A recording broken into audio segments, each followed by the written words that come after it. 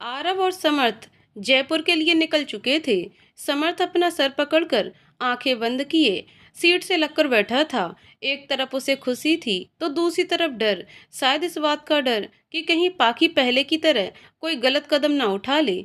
भले ही वो स्ट्रांग हो गई थी, बदल चुकी थी, पर इतनी भी नहीं कि समर्थ के अलावा किसी और के साथ रहना कभी मंजूर करे। और कहीं इसी वजह से समर्थ अपनी पत्नी और बच्चे दोनों को खो ना दे। जैसे ही वह चेक पोस्ट पहुंचे, उन्हें सारी इन्फॉर्मेशन दी गई कि वे लोग रात से यहीं पर। उन्हें अब तक पाखी का पता नहीं चला। एक बार फिर गाड़ियां वहां से निकल गईं और सीधे जाकर अभिनव के घर के सामने रुकीं। कई सारे गार्ड्स वहीं थे। समर्थ आरब जैसे ही अंदर जाने लगे, गार्ड्स उनके सामने आ गए। समर्थ ने पहले जमीन को घूरा, फिर नजर उठाकर गार्ड्स को घूरते हुए बोला, सीधी तरह हमें अंदर जाने दो। उनमें से एक समर्थ की तरफ बढ़ा तो समर्थ उसका गला दबाते हुए बोला, हमारा लड़ने का मूड नहीं है, सीधी तरह हमें अंदर जाने दो, वरना हम यहाँ लाशों का ढेर लगा देंगे। समर्थ की आंखें गुस्से से भर चुकी थीं। ऐसा लग रहा था जैसे वह जलती आंखों से ही सबको मार डालेगा। समर्थ ने गार्ड्स को पीछे से धक्का दिया और आगे बढ़ा, लेकिन अब अभिनव के गार्ड्स उसे रोकने के लिए कुछ भी कर सकते थे। नतीजा समर्थ के गार्ड्स और अभिनव के गार्ड्स के बीच हाथापाई शुरू हो गई। समर्थ अंदर जाने की कोशिश करता, पर कोई उसे जाने ही नहीं दे रहा था। अब उसके गुस्से की लिमिट खत्म हो चुकी थी। उसने कार से 9mm की बुलेट और सबको ठोकना शुरू कर दिया। आरव ने भी वक्त गवाए बिना फायरिंग शुरू कर दी। देखते ही देखते उन्हें रोकने वाले हर कोई को गोली लग चुकी थी। हर कोई दर्द से तड़प रहा था। समर्थ अंदर आ गया। देखा अभिनव सोफे पर बैठा न्यूज़पेपर पढ़ रहा था। समर्थ उसके सामने आकर बोला, पाकी कहाँ है? अभिनव ने कोई जवाब नहीं दिया और अपना सिर न्यूज़पेपर में घुसाए रखा। समर्थ का मन तो कर रहा था सारी की सारी गोलियां उसके भेजे में उतार दे, पर पाखी का पता सिर्फ वही जानता था। इसलिए समर्थ अब तक खामोश था। उसने गार्ड्स को इशारा किया। गार्ड्स पूरे घर की तलाशी लेने लगे, लेकिन अभिनव को तो कोई फर्क ही नहीं पड़ रहा था। नेहा सीढ़ियों के पास खड़ी ये सब देख रही थी। कहीं ना कहीं उसे भी यकीन था कि अभिनव ने ही पाखी को गायब किया है, लेकिन घर नहीं लाया। गार्ड्स वापस आ गए। उनमें से एक ने कहा, सर मैडम कहीं नहीं है। समर्थ ने अभिनव के हाथ से न्यूज़पेपर छीनते हुए कहा, अभिनव कहाँ है पाखी? अभिनव हाथ बांध कर बोला, पूरा घर देख लिया, नहीं मिली ना। मतलब वो यहाँ नहीं है। समर्थ कुछ कहने को हुआ, उससे पहले ही नेहा बोली, समर्थ वो यहाँ नहीं है। समर्थ ने उसे देखा तो नेहा ने हाँ में गर्दन हिला दी। समर्थ गन वाला हाथ अभिनव को दिखाते हुए बोला, यहाँ नहीं, पर इतना तो तय है, पाकि तुम्हारे पास है। फिर अपना पैर अभिनव की दूसरी साइड सोफे पर रखकर गन उसके सर पर रखकर बोला, और आप अपने इस घटिया दिमाग में ये बात बिठा लीजिए, हम पाकि को ढूंढ कर रहेंगे किसी भी कीमत पर, चाहे कुछ भी हो जाए। समर्थ वहां से चला गया। जानता था अगर उसने अभिनव को कुछ किया तो शायद पाखी उसे कभी नहीं मिलेगी। वहीं अभिनव उसे जाता देखकर टेढ़ा मुस्कुराकर खड़ा हुआ और पलटकर बोला, बाय भी, ये तो बिना कुछ कहे ही चले गए। अब आपका क्या होगा? कल रात तो आप उनके साथ कितना एंजॉय कर रही थीं, पूरे परिवार के साथ उनके घर पर थीं। अभिनव अपनी बात कहते हुए उसकी तरफ बढ़ रहा था। नेहा घबरा तो रही थी, पर अपनी जगह पर ही खड़ी थी। अभिनव उसके एकदम पास आकर बोला, बीबी बनने का शौक है ना, हमें ही धोखा दिया। पाखी की गलती की सजा तो उन्हें मिलेगी, पर आपकी गलती को भी हम भूलेंगे नहीं। पहले आपसे निपटते हैं, फिर पाखी से निपटेंगे। उसने नेहा का हाथ पकड़ा और जबरदस्ती खींचते हुए ले जाने लगा। नेहा अपना हाथ उसके चुंगल से छुड़ाने की कोशिश करते हुए बोली, क्या कर रहे हैं आप? छोड़िए हमें। अभिनव ने कुछ नहीं कहा और उसे कमरे में लाकर बेड पर पटक दिया। नेहा सिर उठाकर उसे देखते हुए बोली, आप कर क्या रहे हैं? अभिनव ने अंदर से दरवाजा बंद किया और अपनी शर्ट के बटन खोलते हुए उसकी तरफ बढ़ते हुए बोला, अरे आपको तो हमारी हर सजा मंजूर थी ना, तो अब क्यों डर रही हैं? समर्थ ने गाड़ी रोकने को कहा। गाड़ी रुकते ही समर्थ गाड़ी से उतरकर वहीं पास के पार्क में चला गया। आरब भी उसके पीछे आया और उसके पास बेंच पर बैठकर बोला, समर्थ शांति से सोचिए आगे क्या करना है। हमें जल्दी पाखी तक पहुंचना होगा। पता नहीं वो कहाँ कैसी है, उन्होंने कुछ खाया होगा कि नहीं, कुछ पता नहीं। समर्थ का दिमाग बंद हो चुका था। आरव की बात से उसकी चिंता और बढ़ गई। उसने आंखें बंद की और पीछे बेंच से सर लगा लिया। उसे अपने घुटने पर कुछ महसूस हुआ। उसने आंख खोलकर देखा। एक बच्चा उसके पैर पर मारकर उसे आवाज दे रहा था, अंकल अंकल, वो वहां कोई आपको बुला रहा है। समर्थ ने उधर देखा। वहां किसी ने कुछ इशारे किए, जिन्हें समझकर समर्थ बच्चे के गाल खींचते हुए उसे सामने इशारा करके बोला, बच्चे वो हमें नहीं, सामने जो अंकल है ना, उन्हें बुला रहे हैं। बच्चों अपने हाथ में पकड़ी बॉल को सिर पर मारते हुए बोला, ओफो, मैं भी ना समझ ही नहीं पाया। समर्थ उसकी हरकत पर मुस्कुराकर उसके गाल छूते हुए बोला, कोई बात नहीं, आप जाइए। बच्चा वहां से चला गया। पर समर्थ का मूड थोड़ा रिलैक्स कर गया। समर्थ कुछ सोचने लगा। अचानक उठकर बोला, आरब, कमिश्नर को कॉल करके कहिए होटल से लेकर जयपुर और उदयपुर से हर नाकाबंदी की फुटेज अभी सेंड करें। आरब ने उसके कहे मुताबिक कमिश्नर को कॉल कर दिया। उधर अभिनव ने गुस्से से नेहा के गालों को दबाते हुए कहा, हमने ऐसी सजा दी है जिसे शायद ही तुम कभी भूल पाओगी। पत्नी होकर भी पत्नी का दर्जा कभी हासिल नहीं कर पाओगी। एक रखैल के नाम से ज्यादा इस घर में तुम्हें और कुछ हासिल नहीं होगा, ना इज्जत ना प्यार, बस मिलेगा तो दर्द, तड़प और बदनामी। अभिनव ने उसका चेहरा झटका और शर्ट पहनते हुए वहां से निकल गया। ड्राइव करते हुए बोला, बेबी डॉल, अब आपकी बारी। नेहा घुटने में चेहरा छुपाकर रोती रही। फिर सिर उठाकर आंसू पोंछकर बोली, बस अब और नहीं, अब और बर्दाश्त नहीं कर सकती मैं। अब तक उसकी नफरत झेल रही थी, आज उसने हद पार कर दी। मानती हूँ पत्नी हूँ, पर मैंने इस तरह ये सब कभी नहीं चाहा। मैं तो बस थोड़ा सा प्यार चाहती थी, पूरी जिंदगी खुशी खुशी बिताना चाहती थी। पर आज आपकी हैवानियत ने हद पार कर दी, जो अब मुझसे बर्दाश्त नहीं होगी। वहीं समर्थ को सारी फुटेज मिल चुकी थी। जिस रास्ते अभिनव की गाड़ियों का पीछा कर रहा था, उसी रास्ते की फुटेज लैपटॉप पर चल रही थी। देखते ही देखते उसने आगे की फुटेज देखी।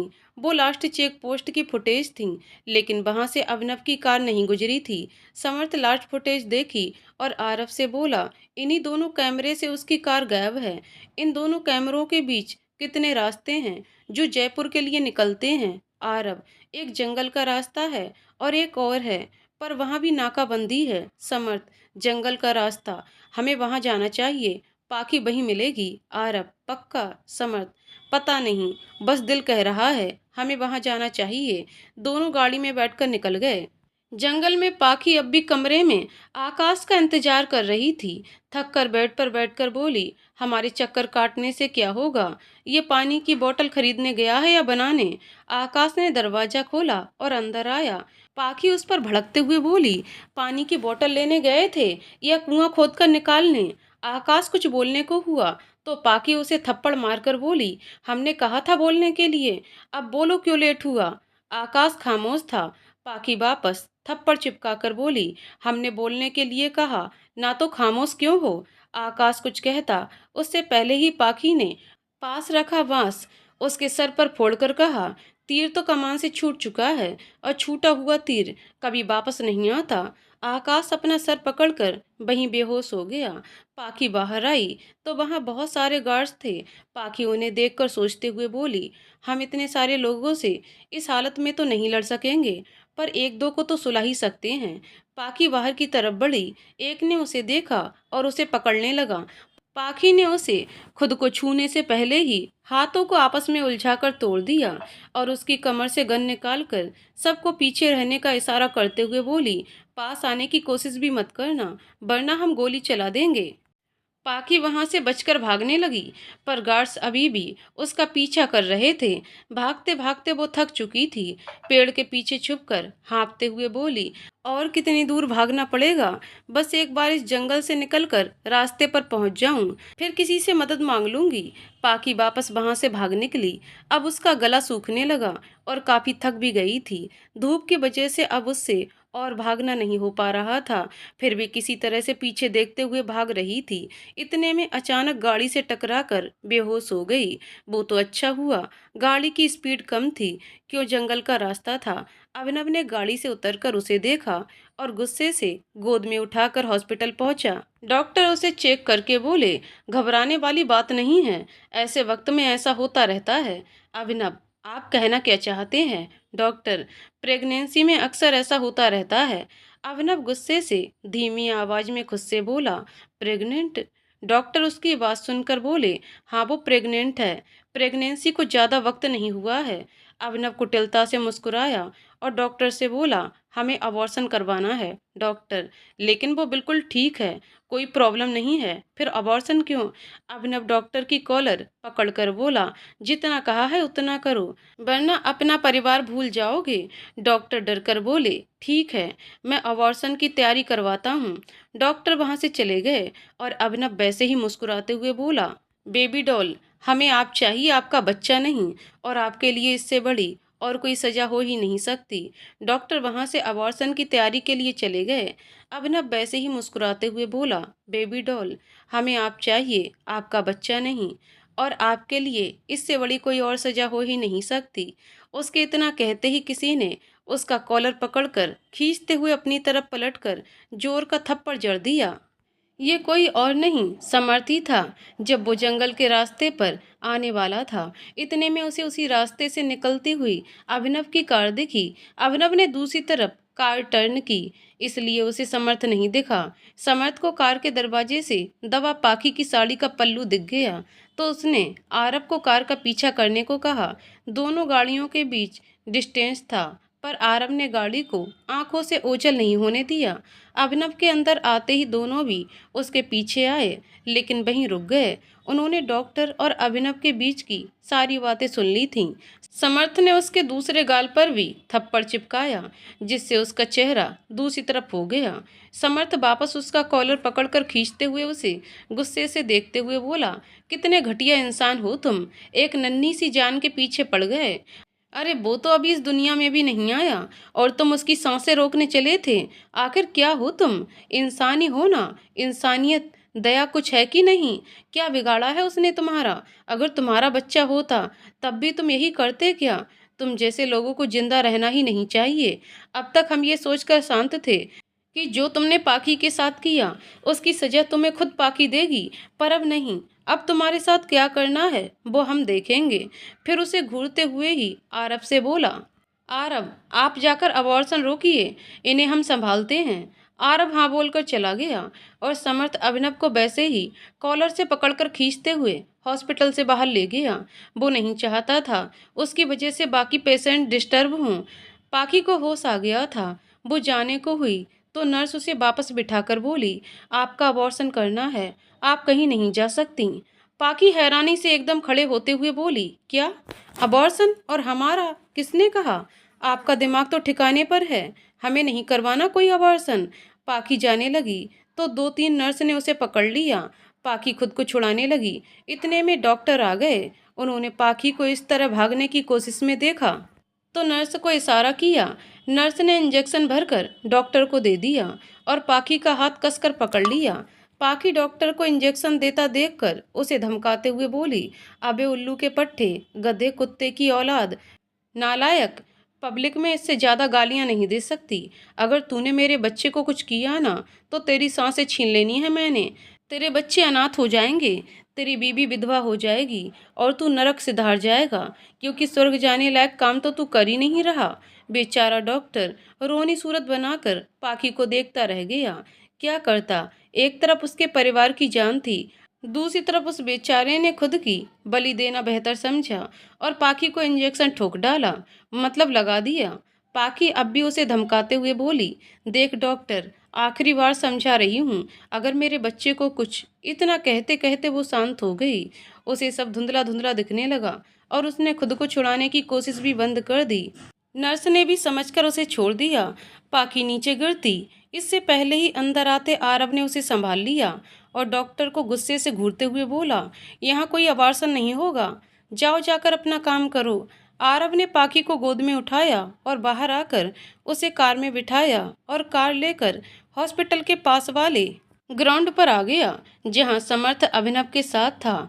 आरव कार से बाहर आया और बिना रुके सीधे अभिनव को मारते हुए बोला, आज तूने हद कर दी और अब हमारी बर्दाश्त करने की लिमिट भी खत्म हो चुकी है। समर्थ पाखी के पास गया, वो बेहोश थी। समर्थ ने गुस्से में चिल्लाते हुए आरव से पूछा, आरव क्या हुआ है इन्हें? आरव अभी भी अभिनव को बुरी तरह मारते हुए बोला, कुछ नहीं, वो बिल्कुल ठीक है।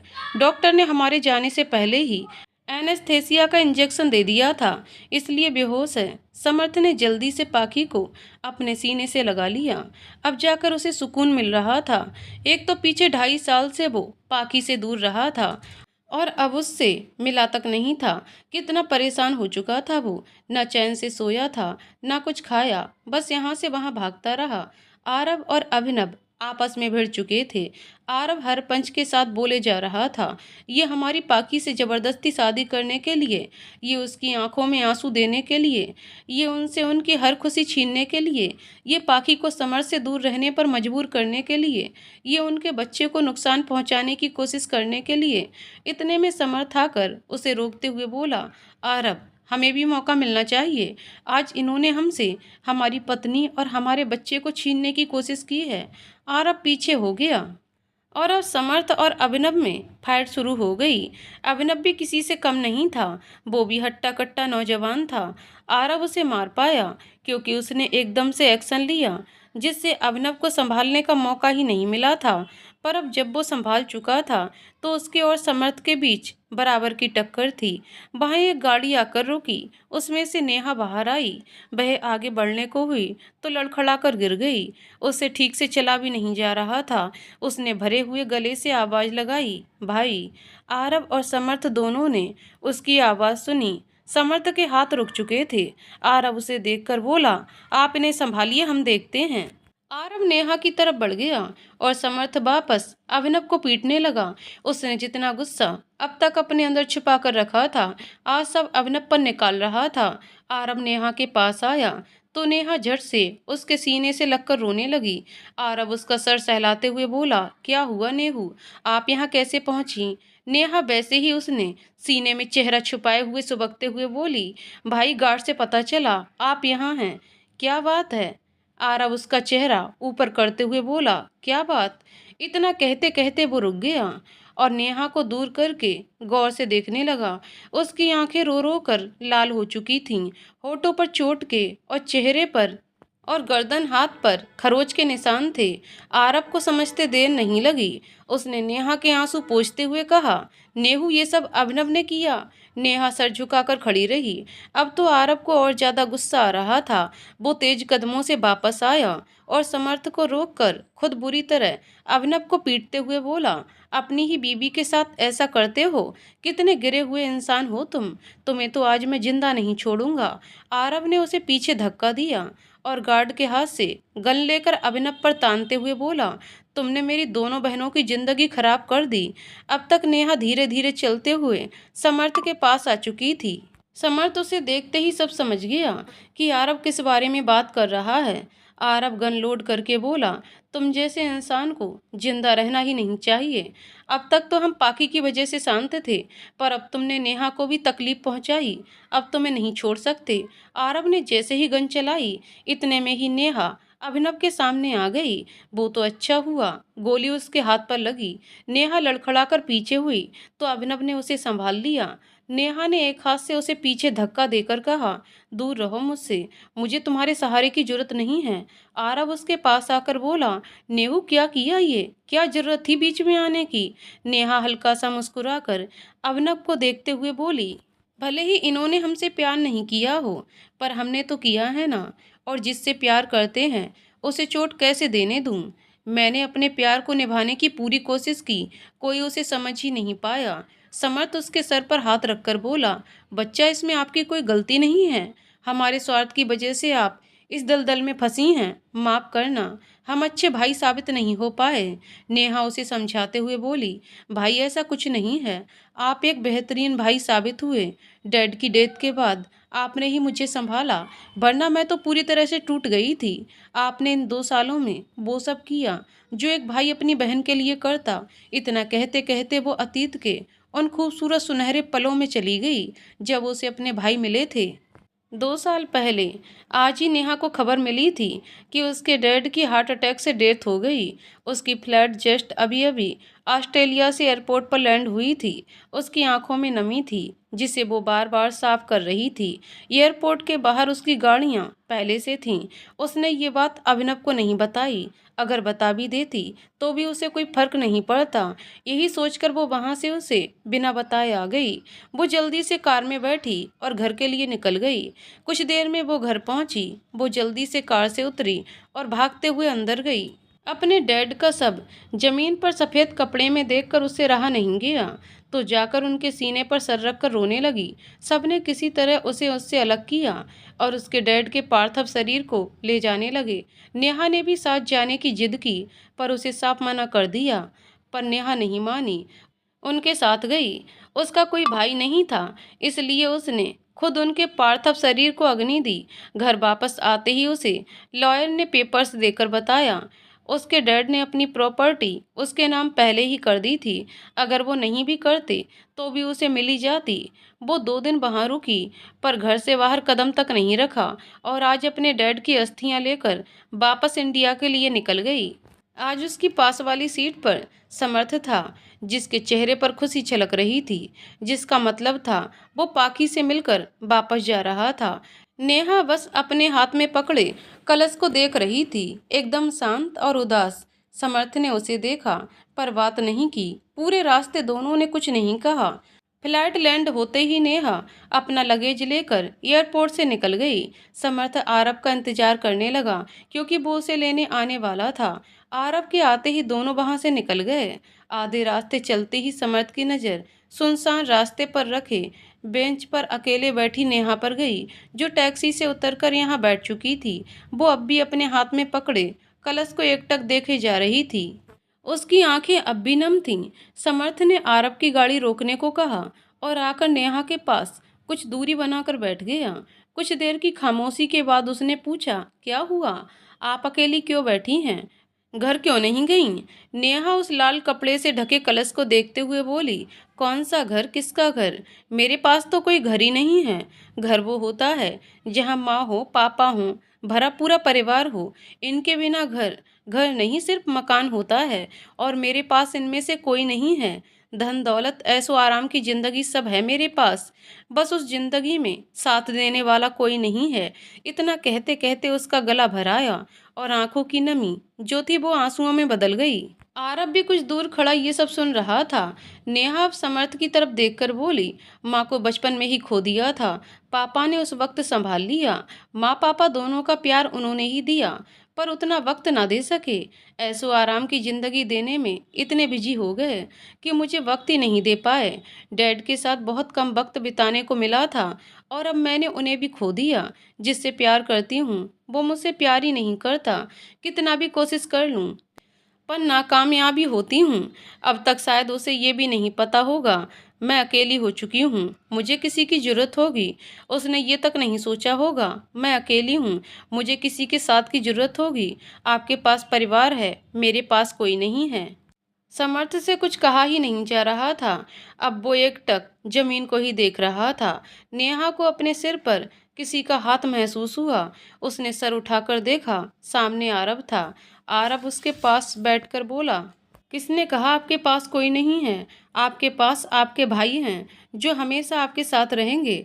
चलिए रोना बंद कीजिए। दूसरी तरफ से समर्थ भी उसका सर सहलाते हुए बोला, भाई भी है और मोहब्बत भी। पता है पाकी भी मानने को तैयारी नहीं थी, हमने इन्हें मनाया था। अब आपको अभिनव को मनाना होगा। जानते हैं आप अभिनव से प्यार करती हैं। नेहा हल्का सा मुस्कुरा दी। आरव, ये हुई ना बात। अब चलिए और जाकर अपने उस राक्षस को मनाइए, और शादी करने की ट्रिक हम बता देते हैं। नेहा को कुछ समझ ही नहीं आया, तो समर्थ ने उसे सच बताकर सब समझा दिया। उसे क्या करना है। नेहा मुस्कुराने लगी। अब उसे कोई तो मिला जो उसकी परवाह करता है। प्रजेंट। नेहा के हाथ से काफी खून बह रहा था, इसलिए समर्थ आरव उसे हॉस्पिटल ले जाने लगे। नेहा उन्हें रोकते हुए मासूम चेहरा बनाकर बोली, भाई चोट सिर्फ हमें नहीं लगी, अभिनव की तरफ इशारा करके उस इंसान को भी लगी है। वाकई अभिनव को बहुत चोटें आई थीं। इतनी मार जो खाई थी उसने। समर्थ ने पहले तो नेहा को घूरा, फिर आंखें बंद करके गहरी सांस लेकर बोला, आप नहीं मानोगी, हम जिस इंसान को मारने आए थे, आप उसे बचाने की बात कर रही हैं। नेहा ने उसे दांत दिखा दिए। आरब भी हार मानते हुए बोला, हाँ आप बहन के सामने किसकी चलती है, ठीक लेकर चलते हैं आपके राक्षस को। अभिनव तो बस एकटक नेहा को ही देख रहा था। कहाँ उसने उसके साथ कितना कुछ किया था, कितना सुनाया था, और कहाँ नेहा वो उसकी जान बचाने के लिए खुद की जान देने वाली थी। आरव और समर्थ दोनों को लेकर हॉस्पिटल के लिए निकल गए और इस बीच अभिनव की नज़र नेहा पर ही थी। हॉस्पिटल के बड़े से प्राइवेट वार्ड में एक बेड पर अभिनव था और उसी की साइड में दूसरे बेड पर नेहा। नेहा के हाथ से गोली निकाल दी थी, पर गोली हड्डी पर लगने से हड्डी डैमेज हो चुकी थी, यानी कि उसके हाथ में फ्रैक्चर हो चुका था। डॉक्टर ने उसके हाथ पर प्लास्टर करके सपोर्ट के लिए उसका हाथ हाथ संभालने वाले सपोर्टर में डालकर गले में लटका दिया था और अभिनव के जख्मों पर भी मरहम लग चुका था। पिछले 4 घंटे पाखी बेहोश थी, जो कि उन्हीं के साथ उसी वार्ड में तीसरे बेड पर लेटी थी। एनेस्थेसिया का असर 4 घंटे ही रहता है और अब पाखी को होश आने वाला था। डॉक्टर उसका चेकअप ही कर रहे थे। ये वही डॉक्टर थे जिसने पाखी को इंजेक्शन दिया था। अब आगे आप खुद ही समझ जाइए क्या होने वाला है। पाखी को होश आने लगा। उसने आंखें मसलते हुए खोलीं और गौर से अपनी नजरें दौड़ाईं। समर्थ को अपने पास देखकर उसने स्माइल दी और हमारे डॉक्टर साहब तो बुरी तरह से डरे सहमे खड़े थे। आखिर कुछ घंटे पहले पाखी ने उसे इतना जो सुनाया था। पाखी की नज़र जैसे ही डॉक्टर पर पड़ी, डॉक्टर ने उसे डर से दांत दिखा दिए, पर पाखी का गुस्सा उसे देखकर बढ़ चुका था। उसे कुछ घंटे पहले की सारी बातें याद आ गईं।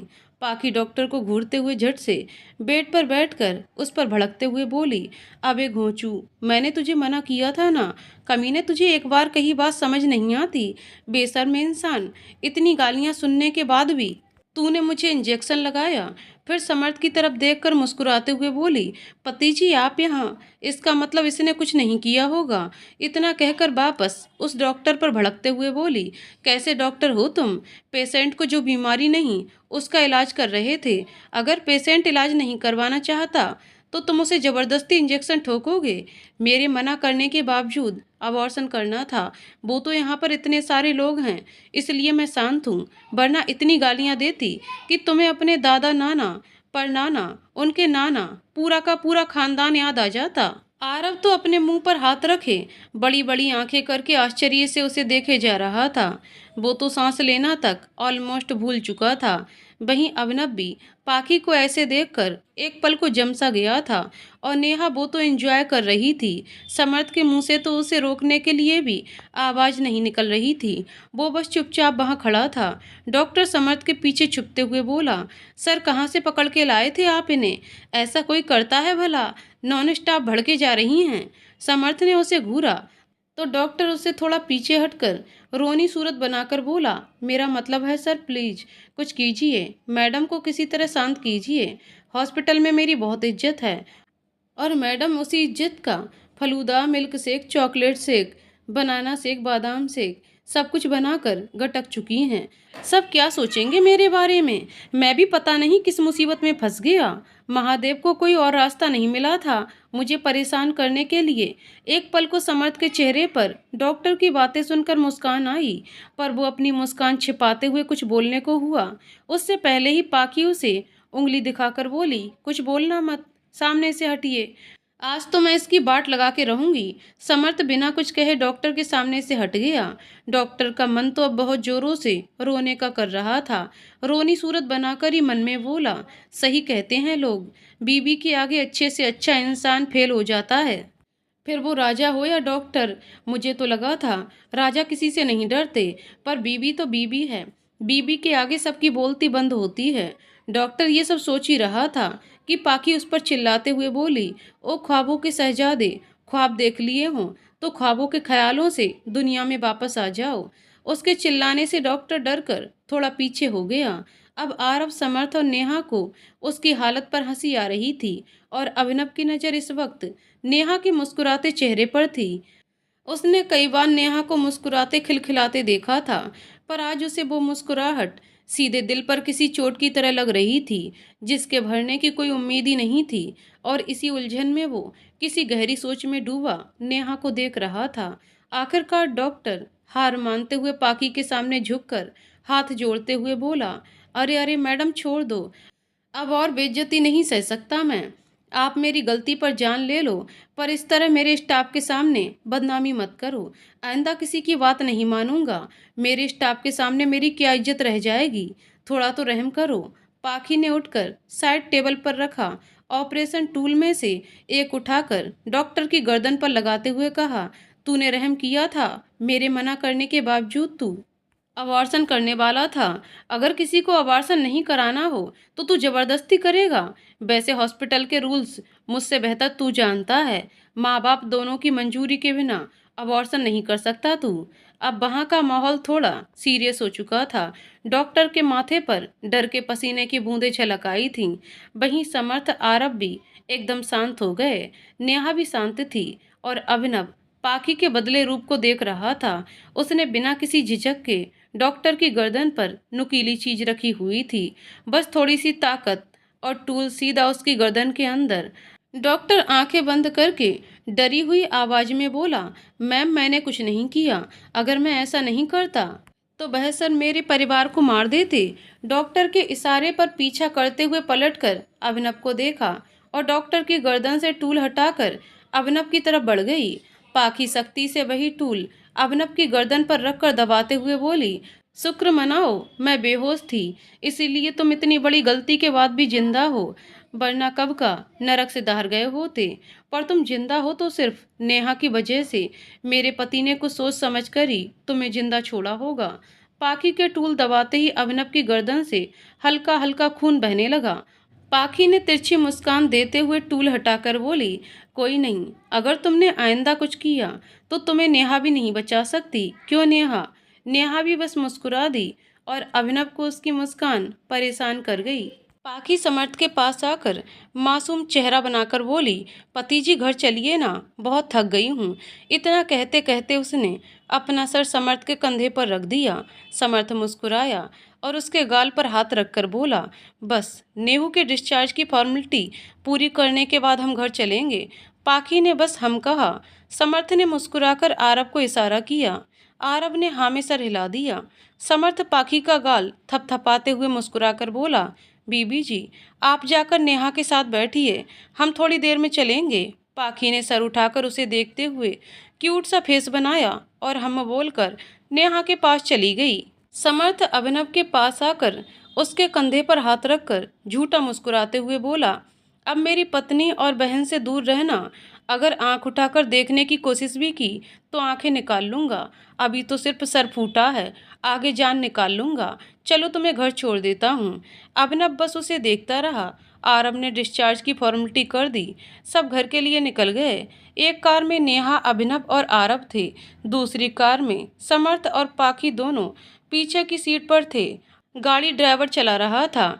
पाखी ने वापस समर्थ के कंधे पर सर रखकर आंखें बंद करते हुए कहा, पति जी, आप हमारे साथ रहना, कहीं जाना नहीं, अभिनव कहीं से भी टपक जाएगा। समर्थ मुस्कुराकर उसका हाथ पकड़ते हुए बोला, बीबी जी, अब नहीं टपकेगा, उसे अपनी गलती समझ आ चुकी है।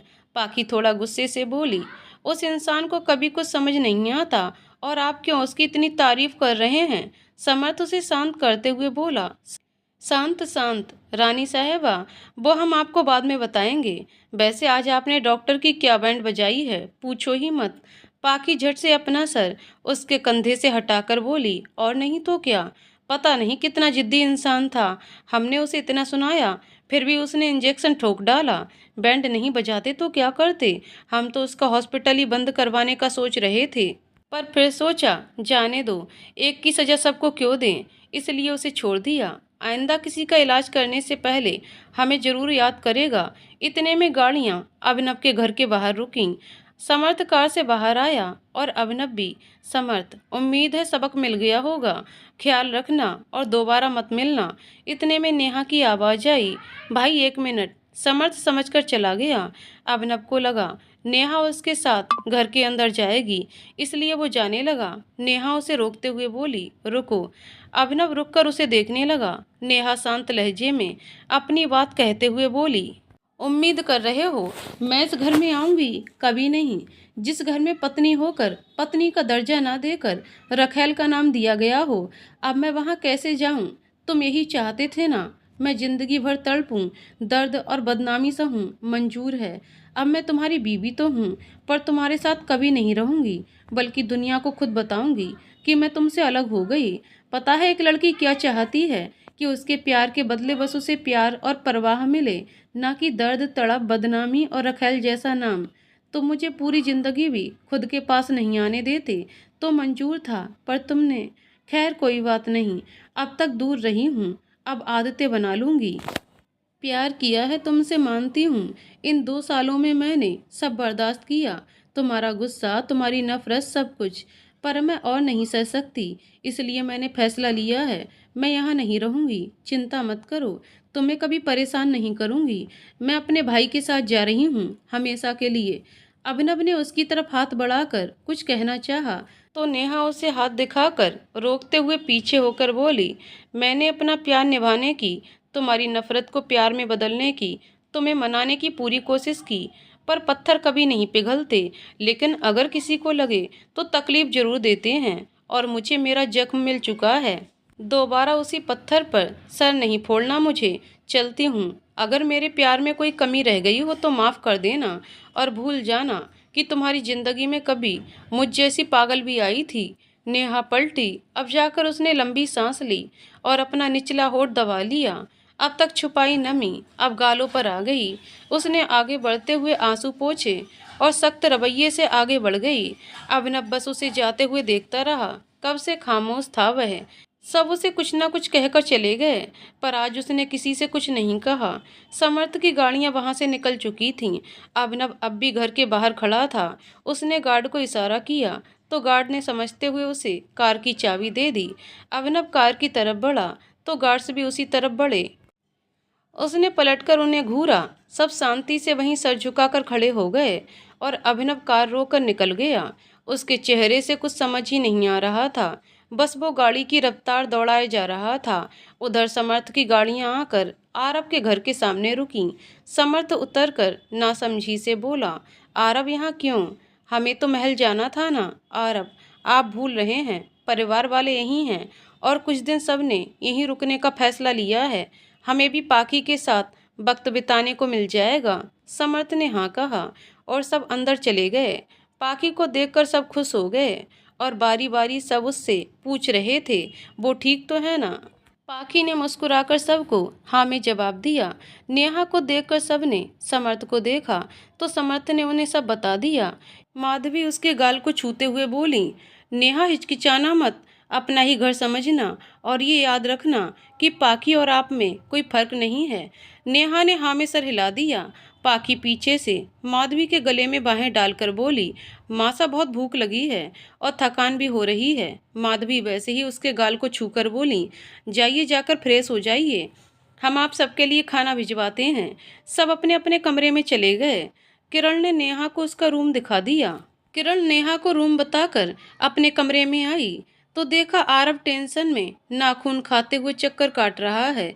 किरण चुपचाप जाकर बेड पर सो रहे वरुण को जगाने लगी, जिसके सवालों से परेशान होकर दोपहर में उसने डांट कर सुला दिया था। आरव ने उसकी तरफ देखा और खुद को समझाते हुए उसकी तरफ बढ़ी रहा था कि किरण ने उसे घूर कर देखा। आरव अपनी जगह पर ही रुक गया। किरण ने वरुण को उठाया और उसका चेहरा धोकर तैयार करते हुए बोली, वरुण आप डॉल के बारे में पूछ रहे थे ना। वरुण ने हाँ में सर हिला दिया। किरण, वो अपने कमरे में है, जाइए। वरुण खुश होकर बोला, सच्ची? किरण ने मुस्कुराकर हाँ कहा।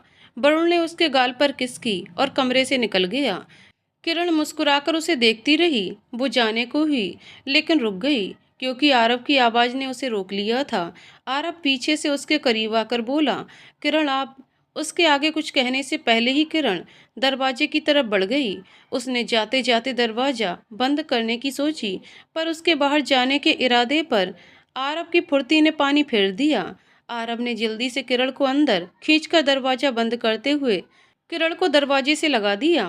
किरण ने उसकी तरफ नहीं देखा। आरव, आप हमसे नाराज हैं? किरण बस नीचे ही देखे जा रही थी। आरव ने उसकी ठोड़ी पकड़कर चेहरा ऊपर करते हुए कहा, जवाब दीजिए। अब किरण के चेहरे पर गुस्से की लकीरें थीं।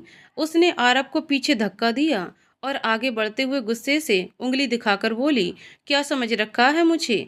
मुझसे इतने दिनों तक सच छुपाया और पूछ रहे हो मैं नाराज हूं या नहीं? अगर मुझे बता देते तो क्या बिगड़ जाता आपका? वो हमारी भी दोस्त है। हमारा डबल रिश्ता है उनसे।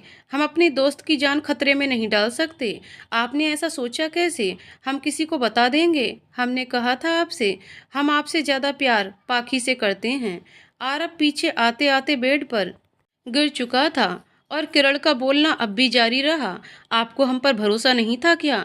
आप और आपका बेटा दोनों एक जैसे हैं। ना आप कुछ बताते हैं, ना आपका बेटा कुछ बताता है। कहने को तो 2 फुट का भी नहीं है और दिमाग उसके बारे में तो पूछो ही मत। इतना सा होके कितना बड़ा राज छुपा लिया। आरब बस उसे बड़ी बड़ी आंखें करके देख रहा था, क्योंकि इन 2 सालों में जितना खामोश वो हुआ था उतना किरण भी। बस फर्क इतना था, आरब किसी से बात नहीं करता था और किरण सबके साथ मुस्कुराने के बावजूद अंदर अंदर अकेलापन महसूस करती थी। वो अपनी सबसे प्यारी दोस्त की और अपने पति दोनों की दूरी सह रही थी। किरण का बोलना अब भी जारी था। आरव को उसे चुप कराने का सूझा नहीं, तो उसने किरण जिस हाथ से उसे उंगली दिखा रही थी उसे पकड़कर खींच लिया। किरण का बैलेंस बिगड़ा, जिससे वो आरव के ऊपर थी। उसकी आंखें हैरानी से बड़ी हुईं, क्योंकि दोनों के होठ जुड़ चुके थे। हैरानी इसलिए थी क्योंकि 2.5 साल से आरव ने उससे दूरी बनाई थी, इसलिए उसने आरव से ये एक्सपेक्ट नहीं किया था। उसने अलग होने की कोशिश की, लेकिन आरव ने उसकी कमर पर पकड़ कस दी। आरव ने मुस्कुराकर उसके होठों को छुआ और कान के पास धीमी आवाज में बोला, ओफो, अब क्या 2.5 साल का गुस्सा अभी निकालना है? प्लीज माफ कर दीजिए। अगर आपको बता देते और आपने किसी को बता दिया होता तो। किरण ने अपना चेहरा उससे दूर किया और आईब्रो से कोड़कर उसे देखते हुए बोली, आपका मतलब है मैं चुगली करती हूँ? आरव इधर उधर देखते हुए हकलाकर बोला, हमने ऐसा कब कहा?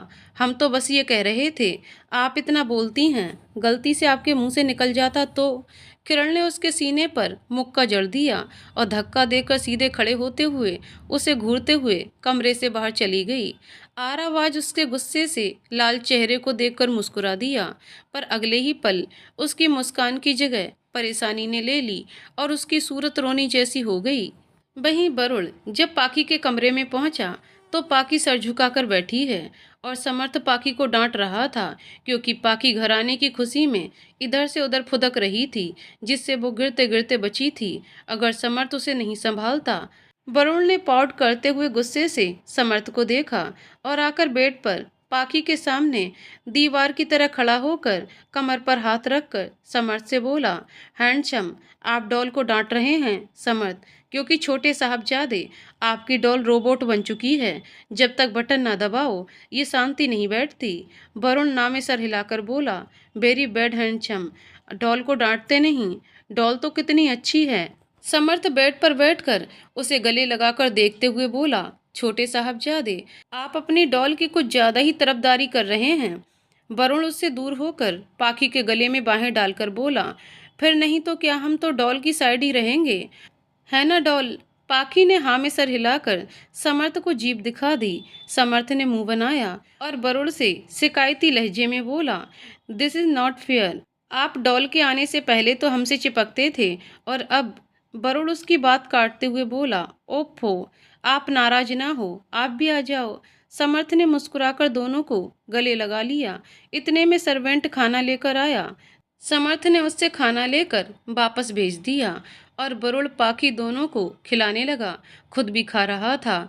उधर अभिनव ने शहर से बाहर एक बस्ती काल्पनिक में आकर कार रोकी। वो कार से उतरकर चुपचाप बस्ती के अंदर चला गया। उसने एक छोटे से घर के सामने आकर दरवाजा खटखटाया। कुछ देर में एक बूढ़ी औरत ने दरवाजा खोला। अभिनव को सामने देखकर उनके चेहरे से साफ पता चल रहा था कि वो यही सोच रही हैं कि अभिनव आज इतने दिनों के बाद यहाँ क्यों आया। अभिनव सर झुकाए हुए बोला, अंदर नहीं बुलाएंगी। औरत ने उसे अंदर आने का इशारा किया। अभिनव अंदर आ गया। उसने कुछ कहा नहीं और चुपचाप जाकर चारपाई पर बैठ गया।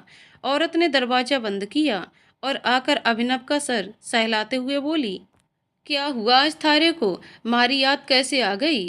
तन्ने मना किया था ना यहाँ आने को, फिर क्यों? अभिनव ने उन्हें कमर से पकड़कर गले लगाकर कहा, माफ करना काकी, हम भटक गए थे। आप तो जानती हैं हमने ऐसा क्यों किया। काकी उसका सिर वैसे ही सहलाते हुए मुस्कुराकर बोली, तो आपको एहसास हो ही गया, आप गलत हैं। हमने तो कहा था हम आपके साथ रहते हैं, पर आपने मना कर दिया। अगर हम होते तो आपका कान खींचकर आपको सबक सिखाते। अभिनव उनसे अलग होकर मुस्कुराकर बोला, अब खींच लीजिए। काकी उसका कान खींचकर बोली, शैतान, कितना परेशान करते हो सबको। काकी वहीं उसके पास बैठ गईं। अभिनव उनकी गोद में सर रखकर बोला, काकी आप जानती हैं माँ पापा बहन सबको खोने के बाद बस आप ही बची हैं हमारे पास। हम आपको खोना नहीं चाहते थे। गुस्से में हमने पाकी के साथ जो भी किया हम जानते हैं वो गलत था। उसका वो रोता हुआ चेहरा हमें हमेशा परेशान करता था। उनकी याद से हम कुछ कर ही नहीं पाते थे, परेशान हो चुके थे। हर वक्त हमें बस उन्हीं की याद आती थी। पता नहीं प्यार था या आकर्षण, पर हम अपने अकेलेपन से भी परेशान थे। हमने सोचा हमें कोई मिल जाएगा जिसे हम अपना कह सकेंगे, पर हम गलत थे। इतने गलत कि हमने अपने आकर्षण को प्यार समझ लिया और उसकी वजह से उनकी ज़िंदगी के विलन बन गए। हमने सबकी ज़िंदगी बर्बाद कर दी, यहाँ तक कि खुद की भी। हमें समझ आया हमने पाकी के साथ गलत किया है। हमने उन्हें अपनाने का फैसला लिया, लेकिन जब आश्रम गए तब वो खाली था। हमें नहीं पता था वो कहाँ गईं। बहुत ढूंढा पर नहीं मिली। जब हमने उन्हें समर्थ के साथ देखा तो इस बात का गुस्सा आया कि हम फिर से अकेले हो गए। समर्थ ने हमसे हमारी पत्नी छीन ली, पर हम गलत थे। पाखी तो कभी हमारी थी ही नहीं और हमने अपने गुस्से में सब तबाह कर दिया, अपनी लाइफ भी। काकी मुस्कुराकर उसकी बातें सुन रही थी, जिसे वो इतने सालों से बदल नहीं पाई। आज वो खुद बदला नजर आ रहा था। हाँ, अभिनव ने बहुत गलत किया, पर उसके सख्त होने की वजह थी। काकी उसके घर पर काम करती थी। उस दिन उसका परिवार बाहर जाने वाला था। उसकी बहन उससे बड़ी थी। दोनों की भले ही जमती नहीं थी, जैसे हर भाई बहन में पंगे होते हैं, इनमें भी होते थे, पर प्यार तो था ना। अभिनव की जिद करने पर काकी और वो बाहर चले गए। वो बस 6 साल का था। उनके वहां से जाते ही कुछ लोगों ने घर पर हमला कर दिया और उस हमले में अभिनव ने अपना पूरा परिवार खो दिया। काकी ने उसे अपने साथ सबसे छुपा कर रखा, पर अभिनव को सब अच्छे से याद नहीं था। बस कुछ धुंधली तस्वीरें थीं, कई चिता जलने की, जो उसने सच में किया था। जब वो समझदार हुआ उसने काकी से सवाल करना शुरू कर दिया। 18 का होने पर काकी ने उसे सब सच बता दिया। तब जाकर वो दुनिया के सामने आया, इतना खतरनाक बनकर कि हर कोई डर जाए। बचपन से वो अकेला रहा, सबसे दूर, स्कूल कॉलेज हर जगह, और उसका ये अकेलापन उस पर इस तरह हावी हुआ कि वो इतना खतरनाक बन गया। उसने पाकी के साथ जो किया, उसका पछतावा होने पर उसने उसे ढूंढने की कोशिश की, लेकिन पाकी को समर्थ के साथ देखकर एक बार फिर उसका अकेलापन और गुस्सा उसके दिल से जीत गया। नतीजा आप सब जानते हैं। अभिनव ने वैसे ही काकी की गोद में सर रखे हुए कहा, हमें सब पता है काकी, हम जिसे इश्क समझ रहे थे वो तो सिर्फ आकर्षण था। इश्क तो इतने सालों से हमारे साथ था, जिसे हम कभी समझ ही नहीं पाए। यहाँ तक कि हमने उसके साथ इतना सब कर दिया। हमने अपनी दोस्ती तोड़ी, उन्हें धोखेबाज कहा, एक बार नहीं कई बार। हमेशा उन्हें खुद से दूर रखा। यहाँ तक कि हमने उन्हें प्यार के बदले इतना कहते कहते वो चुप हो गया। वह इतना सख्त था कि अपनी भावनाएं भी किसी के सामने जाहिर नहीं करता था। पर आज आज वह अंदर ही अंदर टूट रहा था। उसने फिर मुस्कुराते हुए कहा, हमने जब भी अकेला महसूस किया हमेशा वो हमारे साथ थी। उन्होंने कभी हमारा साथ नहीं छोड़ा, पर जब हमेशा उन्हें खुद से दूर करते रहे, हमेशा उनसे दूर भागते रहे, और आज के हमारे कदम ने एक बार फिर हमें अकेला कर दिया, एक बार फिर अकेले हो गए, हमारा प्यार हमें छोड़कर चला गया। उन्होंने हमारे सामने कहा कि वो हमें छोड़कर अपने भाई के साथ जा रही है, हमेशा के लिए। नहीं रोक पाए हम उन्हें, किस मुंह से रोकते? बेहतर यही है, वह हम जैसे शैतान से दूर रहे, खुश रहेंगी। कुछ दिन शायद ना भूल पाए, पर जल्द ही जरूर भूल जाएंगी, अपने जीवन में आगे बढ़ेंगी। काकी उसकी बात काटते हुए बोली, और आपका क्या? क्या आप ये जानने के बाद उनके बिना रह पाएंगे, उन्हें भूल पाएंगे, उनसे दूरी बर्दाश्त होगी, उनकी यादें आपको नहीं सताएंगी? क्या आप सच में उन्हें भूल पाएंगे? काकी के एक एक सवाल से अभिनव अंदर ही अंदर बुरी तरह टूट रहा था, पर वो काकी के सामने रोना भी नहीं चाहता था। उसके गले में अजीब सा दर्द हो रहा था। शायद रोना रोकने से काकी उसके चेहरे के भाव देख रही थी, और अभिनव के कानों में काकी का हर एक सवाल गूंज रहा था। उसके दिल को इस कदर चुभ रहा था, मानो अभी दिल चीर देंगे। खोए हुए ही उसके मुंह से निकला, पता नहीं, कुछ नहीं पता, बस ये जानते हैं वो वापस नहीं आएंगी। काकी ने मुस्कुराकर उसके बालों को सहलाते हुए कहा, सुबह का भूला शाम को घर आ जाए तो उसे भूला नहीं कहते। हम नहीं जानते दुनिया वाले आपके बारे में क्या सोचते हैं, क्या जानते हैं, पर आपके बारे में जो भी जानते हैं सब गलत है। भले ही आपने बहुत कुछ किया है जो सच में बहुत गलत था। आप स्वार्थी हो गए थे, आपने किसी के बारे में नहीं सोचा। अब जब आपने इतना स्वार्थ दिखाया है, थोड़ा और सही। अभिनव कन्फ्यूजन से उन्हें देखने लगा। काकी मुस्कुराकर बोली, जो आपने अब तक उस लड़की के लिए किया, अब हमारी असली रानी साहिबा के लिए कीजिए। अभिनव कुछ देर सोचता रहा, फिर उसके चेहरे पर बड़ी सी खतरनाक स्माइल आ गई। काकी उसका कान खींचते हुए बोली, शैतान बदमाश, एकदम राक्षस हो तुम। कभी अच्छा नहीं सोच सकते क्या? तुम्हारी इस मुस्कुराहट के पीछे के राज को अच्छे से समझती हूँ मैं। इतने साल राक्षसों को रास्ते से हटाते हटाते तुम भी एकदम उनके जैसे ही बन गए हो। काकी उसका कान और जोर से मरोड़ते हुए बोली, थारे को तो आज मैं छोड़ूंगी ना, थारे कान ही उखाड़ने हैं मन ने।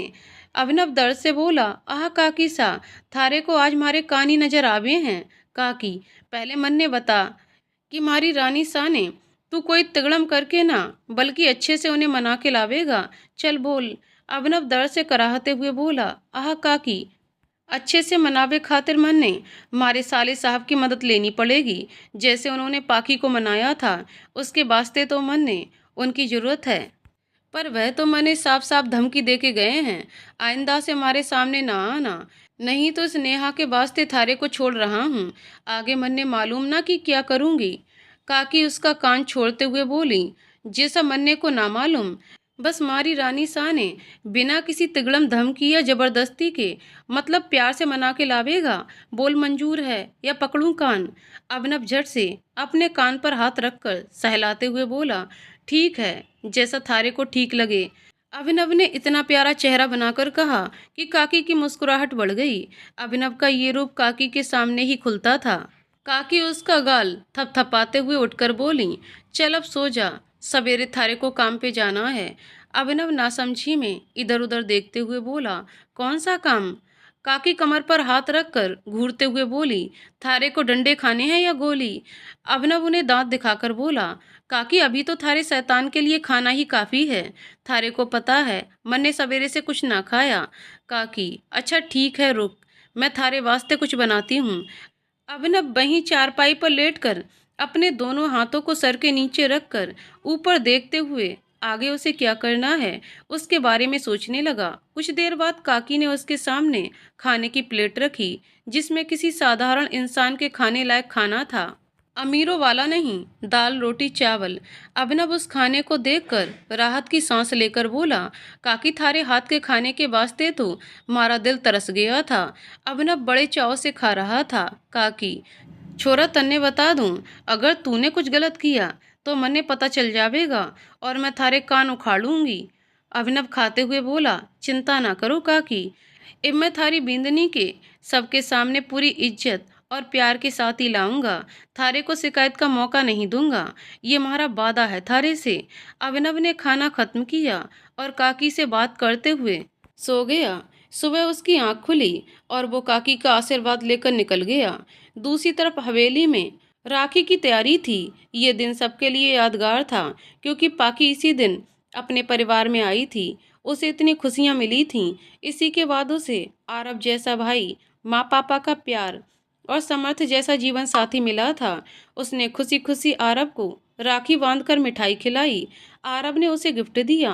पाकी गिफ्ट साइड रखकर बोली, भाई साहब, भले ही आप हमसे बड़े हैं, पर सिर्फ 1 साल, इससे ज़्यादा नहीं। फिर भी बहन होने के नाते आपको हमारे पैर तो छूने होंगे। आरब, हम आपसे बड़े हैं, हम आपके पैर क्यों छुएं? राखी, हाँ भाई साहब, टीवी में बड़े भाई भी राखी बंधवाने के बाद पैर छूते हैं, और आप हो कि बहन तो बहन होती है, और बहन होने के नाते आपको पैर तो छूने ही पड़ेंगे। जाओ, मैंने आपसे बात ही नहीं करनी, आपको हमारी कोई परवाह ही नहीं है। कहते कहते पाखी ने रोने जैसा मुंह बना लिया। सब जानते थे पाखी ऐसा क्यों कर रही है। आरव हार मानकर पैर छूने के लिए झुका, तो वैसे ही झुके हुए बोला, आह लाडो, कमर अकड़ गई, जल्दी से आशीर्वाद दे दीजिए, वरना हमारी कमर जिंदगी भर के लिए ऐसी ही हो जाएगी। पाखी ने मुस्कुराते हुए कहा, खुश रहो, सदा सुहागन रहो, जुग जुग जियो, दूधो नहाओ, पूतो फलो।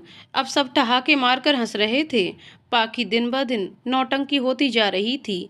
अभी नेहा ने आरव और समर्थ को राखी बांधी। उन्हें भी अपना गिफ्ट मिल गया। सबने पूरा दिन साथ बिताया। सबने कुछ दिनों की छुट्टी ले ली थी। ये दिन भी मस्ती में गुजर गया। अभिनव जो करना चाहता था, उसके लिए उसे खुद को और नेहा दोनों को थोड़ा वक्त देना था। भले ही उसे अपनी गलती का एहसास था, पर एकदम से ना वो नेहा को फेस कर सकता था, न ही आरब, समर्थ और पाखी को। पाकि समर्थ को तो बिल्कुल नहीं। समर्थ ने तो उसे बॉर्न भी किया था, तो कैसे जाता उनके सामने। बस इसी उलझन में उसने 1 महीना गवा दिया। आज उसे जो करना था, उसके लिए उसे हिम्मत की जरूरत थी, और साथ ही समर्थ और पाकी का सामना ना होने की इच्छा भी। उसने अपने गार्ड से पता किया। नेहा के हाथ का फ्रैक्चर अभी तक ठीक नहीं हुआ था, तो वो अभी भी हवेली में ही थी। बाकी सबकी छुट्टियां खत्म हो चुकी थीं, इसीलिए सब अपने काम पर थे। पाकी को तो ऑलरेडी समर्थ ने ऑफिस से ऑलमोस्ट निकाल ही दिया था, और अब उसके पास उसकी और पाकी की कंपनी की भी जिम्मेदारी थी। अभिनव ने कुछ सोचकर गाड़ी हवेली की तरफ बढ़ा दी। उसके साथ कोई गार्ड नहीं था। अभिनव हवेली से कुछ दूरी पर रुक गया। उसने अपनी कार वहीं छोड़कर लॉक कर दी और धीरे धीरे कदमों से हवेली की तरफ कुछ सोचते हुए चल दिया, पर गेट से कुछ ही दूरी पर रुक गया। अंदर जाना तो था, पर जनाब आज पहली बार वहां जाने से हिचकिचा रहे थे। अब जब कांडी महाशय ने ऐसे किए हैं, तो कोई क्या करे।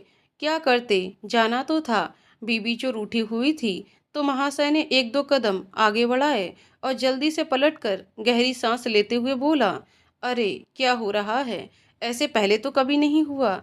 अभिनव, तुम थारे साले साहब से डर रहे हो? ना ना, मैं ना डरूं किसी से।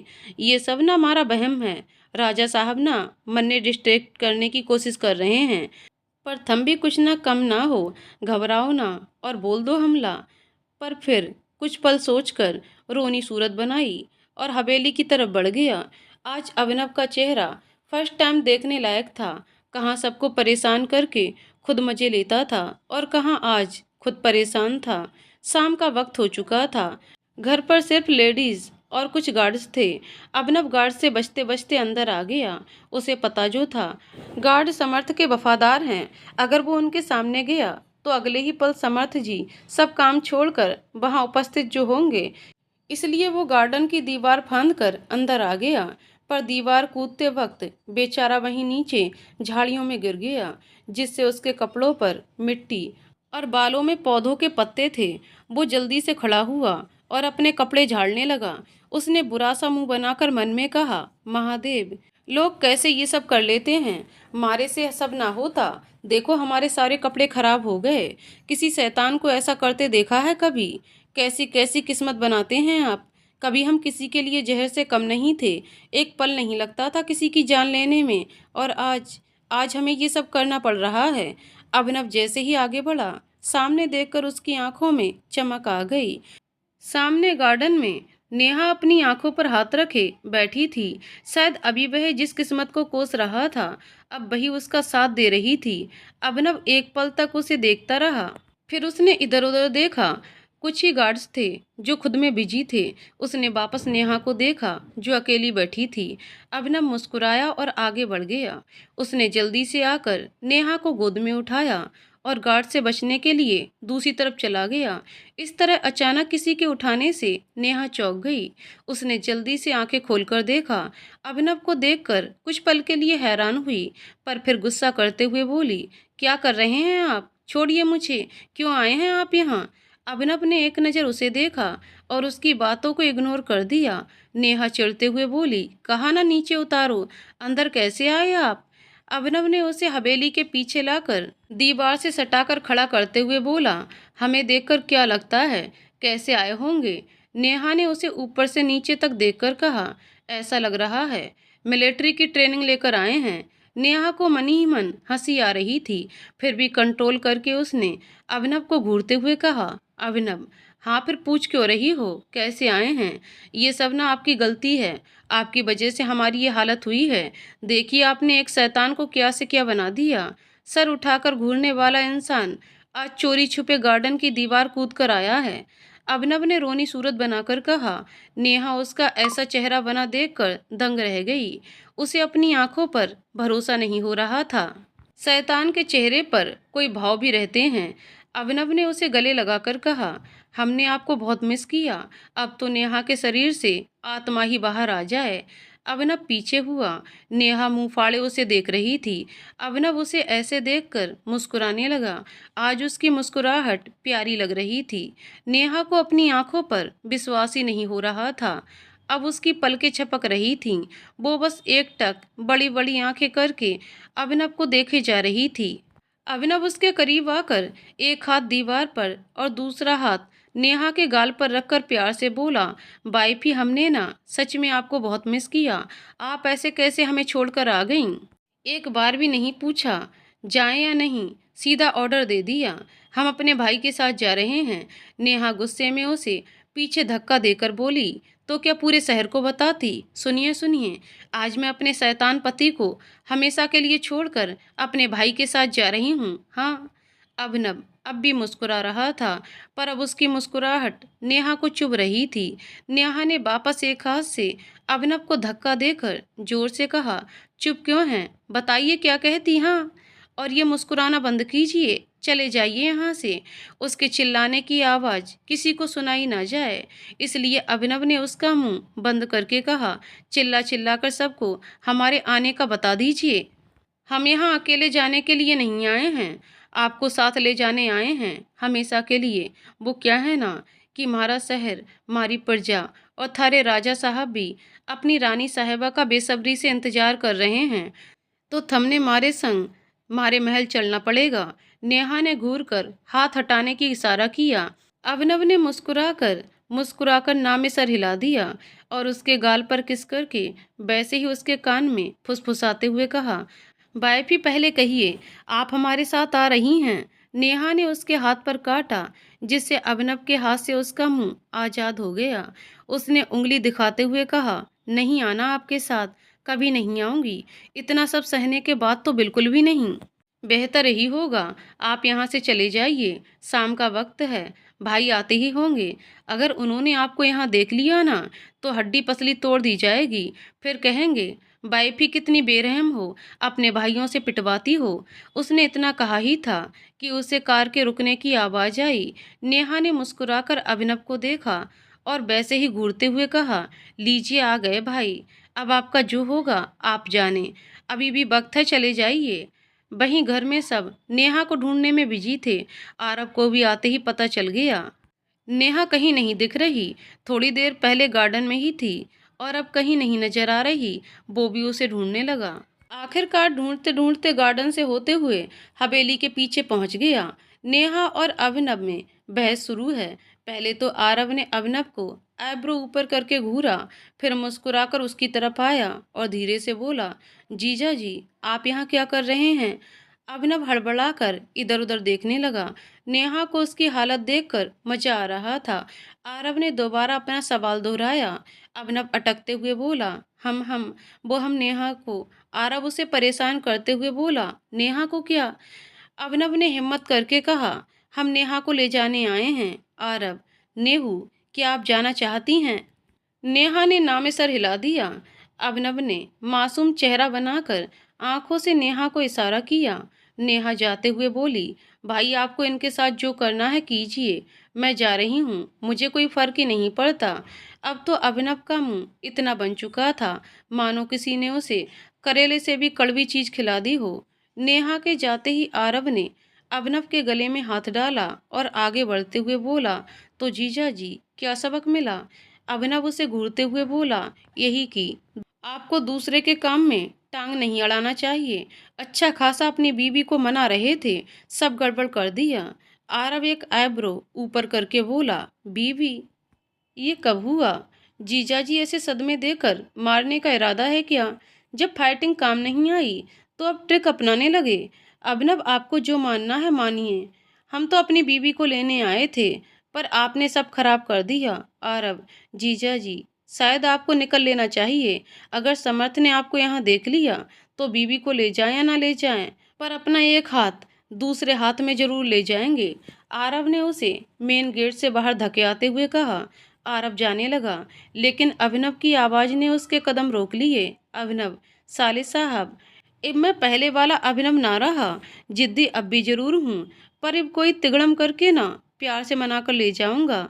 मारी बिंदनी ने याद रखना, थम बहुत जल्द आऊंगा। अपनी बिंदनी के वास्ते अब और ना सहा जाता मारे से।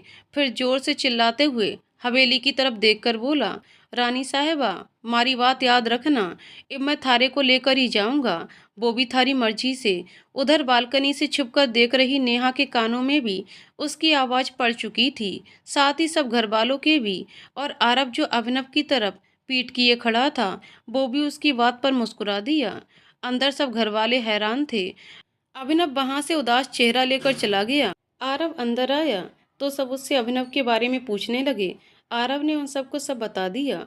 कुछ वक्त बाद समर्थ भी आ गया। उसने नेहा को कुछ पेपर्स दिए जो नेहा ने ही मंगवाए थे। सबने रात का खाना खाया और चले गए। नेहा उन पेपर्स को देखकर आज अभिनव ने जो कहा उसके बारे में सोचने लगी। सोचते सोचते कब उसकी आंख लग गई उसे पता ही न चला। आज नेहा ने अभिनव को पेपर्स भेज दिए थे, वो खुद नहीं गई। अगर जाती तो वापस ही नहीं आ पाती। कल ही तो उसे लेने आया था। अगर जाती तो वापस कैसे आने देता? पेपर्स मिलने के बाद उसका क्या रिएक्शन होगा, यही सोचते हुए बेचैनी से चक्कर काट रही थी। उधर जब अभिनव को पेपर्स मिले तो उसका गुस्सा बढ़ गया, लेकिन अगले ही पल वो अपने गुस्से को पी गया। अब उसके चेहरे पर स्माइल थी। वो पेपर्स लेकर हवेली पहुंचा और सीधे अंदर चला गया। आज सब महल वापस जाने वाले थे, इसलिए सबने छुट्टी ली। समर्थ ने इसलिए कि पाकी को अच्छे से ले जा सके, और आरव ने इसलिए कि उसे अच्छे से भेज सके। नेहा भी उनके साथ ही जाने वाली थी। अभिनव ने एकदम से वहां हमला बोल दिया, रानी साहिबा, आप ऐसा कैसे कर सकती हैं? कहा था ना हम आपको लेकर जाएंगे, फिर ये क्या है? सब उसे देख रहे थे और समर्थ उसे घूर रहा था। समर्थ उसकी तरफ बढ़ते हुए बोला, आपसे कहा था ना दोबारा मत मिलना। अभिनव 2 कदम पीछे होकर अटकते हुए बोला, देखिए बड़े साले साहब, आप बीच में मत आइए। हम यहाँ अपनी बीवी से बात करने आए हैं और हम आपसे डरते नहीं, तो ये डराना बंद कीजिए। समर्थ अपने लिए बड़े साले साहब सुनकर कन्फ्यूजन से रुक गया। हाँ, वो आरव से बड़ा था, पर कुछ महीने ही। अभिनव उसके चेहरे पर कन्फ्यूजन देखकर बोला, हम नेहा की बात कर रहे हैं। समर्थ ने नेहा की तरफ देखा, जो खुद शौक होकर अभिनव को देख रही थी। अभिनव ने इधर उधर देखा और नेहा का हाथ पकड़कर ले जाते हुए ऊंची आवाज में बोला, सॉरी, थोड़ी प्राइवेट बात है, आपके सामने नहीं कर सकते, इसलिए ले जा रहे हैं। सब उसका ऐसा रूप देखकर हैरान थे। आरव समर्थ के कंधे पर कोहनी टिकाते हुए बोला, समर्थ, आपने उस दिन इनके सर पर पत्थर वत्थर तो नहीं फोड़ा था ना? समर्थ, नहीं यार, हमने ऐसा कुछ भी नहीं किया था। आरव, भाई फिर इनको डॉक्टर को दिखाना चाहिए। आजकल पागलों वाली हरकतें बढ़ती जा रही हैं इनकी। कल तो चिल्ला चिल्ला कर कह गए थे नेहा को अपने साथ ले जाएंगे। समर्थ, कल? आरव ने उसे सब बता दिया। उधर अभिनव नेहा को नीचे के कमरे में ले आया और दरवाजा बंद करके उसे दरवाजे से सटाकर बोला, डाइवोर्स पेपर क्यों भेजे? नेहा, क्योंकि मुझे अब इस रिश्ते में नहीं रहना जहां मुझे पत्नी का दर्जा ही ना मिले। आप अब भी उन्हीं बातों में हैं? नेहा, हाँ हूँ। नहीं भूल सकती मैं उन बातों को। आपकी हर एक बात, हर एक हरकत ने बुरी तरह मेरा दिल तोड़ा है। अकेली थी मैं, आपके साथ की ज़रूरत थी, प्यार की ज़रूरत थी, नहीं हासिल कर पाई। मेरे प्यार के बदले मिली तो सिर्फ तकलीफ़। कैसे भूलूँ, क्यों भूलूँ, ताकि आप मुझे फिर से वही तकलीफ़ दे सकें। उसका हाथ ठीक था और 1-2 दिन में प्लास्टर भी हटने वाला था, तो उसने अपने हाथों को जोड़कर कहा, प्लीज़, प्लीज़ अब और नहीं बर्दाश्त कर सकती। पिछले 1 महीने में आपने एक बार भी मुझसे मिलने की कोशिश भी नहीं की, जानने की कोशिश नहीं की कैसी हूँ मैं। आप तो मुझे देखना भी पसंद नहीं करते थे। तो क्या फ़ायदा रिश्ते का? क्यों रहूं मैं इसमें? अभिनव, अगर हम आ भी जाते तो क्या आप हमें माफ़ करती? क्या समर्थ हमें आपसे मिलने देते?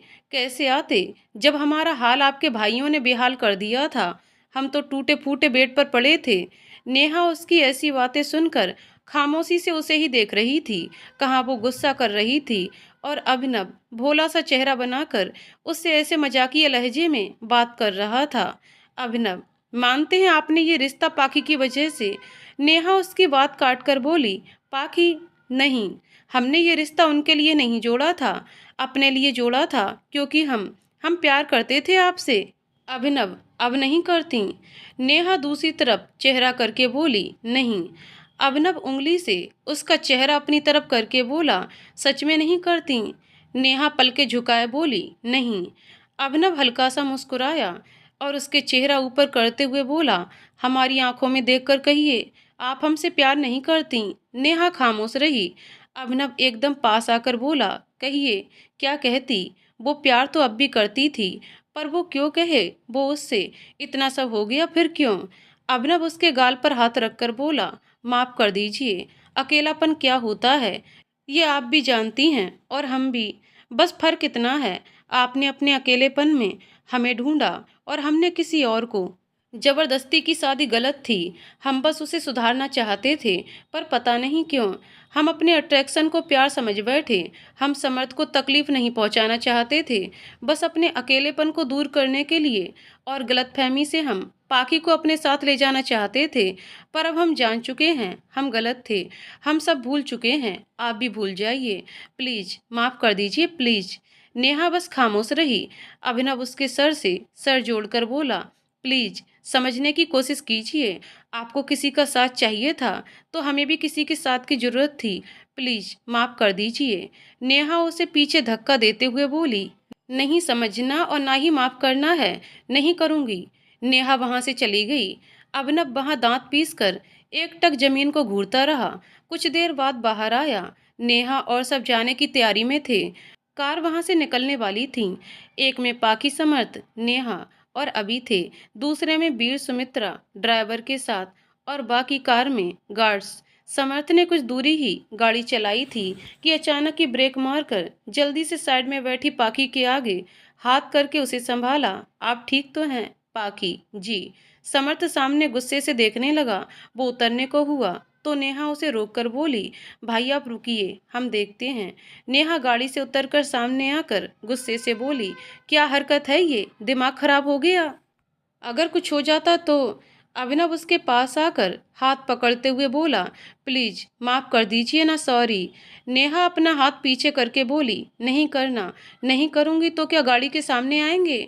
अभिनव ने सड़ा हुआ मुंह बनाकर कहा, वाइफ ही मान जाओ, वरना। नेहा, वरना क्या? अभिनव ने बेचारा सा चेहरा बनाकर उसे देखा और वहीं नीचे सड़क पर बैठकर बोला, जब तक आप हमें माफ नहीं कर देती, हम यहाँ से कहीं नहीं जाएंगे। आपके खिलाफ स्ट्राइक करेंगे। जब तक हमारी बीवी हमारे साथ नहीं जाएगी, तब तक हम ना कुछ खाएंगे, न पिएंगे और ना ही यहाँ से हिलेंगे। नेहा अजीब सा चेहरा बनाकर बोली, क्या बकवास कर रहे हैं? क्यों फालतू का ड्रामा कर रहे हैं? मत भूलिए आप एक राजा हैं। राजा होकर ऐसी हरकतें शोभा नहीं देती। चलिए उठिए। अभिनव मुस्कुराकर, मतलब आपने हमें माफ कर दिया? नेहा उसे घूरकर बोली, हरगिज नहीं। अभिनव चेहरा घुमाकर बैठते हुए बोला, फिर हम यहाँ से नहीं हिलने वाले। नेहा तंग आकर पैर पटकते हुए जाकर कार में बैठ गई और अभिनव सड़क के बीचों बीच पैर पसार कर रोड घेर कर बैठ गया। आने जाने वाले हर इंसान की नज़र उसी पर थी। समर्थ, नेहू क्या कहा उन्होंने? नेहा, जब तक हम उनके साथ नहीं जाएंगे वो यहीं बैठे रहेंगे। समर्थ पहले तो मुस्कुराया, क्योंकि उसने भी एक बार ऐसा ही तरीका अपनाया था और आज अभिनव भी वही कर रहा था। बस थोड़ा सा फर्क था। पर फिर वापस नॉर्मल होकर बाहर अभिनव के सामने आकर बोला, देखिए आप। समर्थ की बात पूरी होने से पहले ही अभिनव उसे हाथ दिखाकर रोकते हुए बोला, बड़े साले साहब, मियाँ बीवी के बीच में बोलना सही बात नहीं। अगर आपने कुछ करने की कोशिश की तो हम आपके खिलाफ भी आंदोलन करके बैठ जाएंगे और जोर जोर से नारे भी लगाएंगे, साले साहब हाय हाय, साले साहब हाय हाय। समर्थ तो उसे आंखें बड़ी करके देखता रहा और मुंह पर हाथ रखकर वापस गाड़ी में आकर बैठ गया। उसने गाड़ी वापस ली, हवेली के अंदर पार्क करके पीछे नेहा को देखकर बोला, नेहू, आपके पति भले ही सुधर गए हों, पर उनकी हरकतें सुधरने के बाद और ज़्यादा खतरनाक हो गई हैं। अब जो फैसला लेना है आप लीजिए।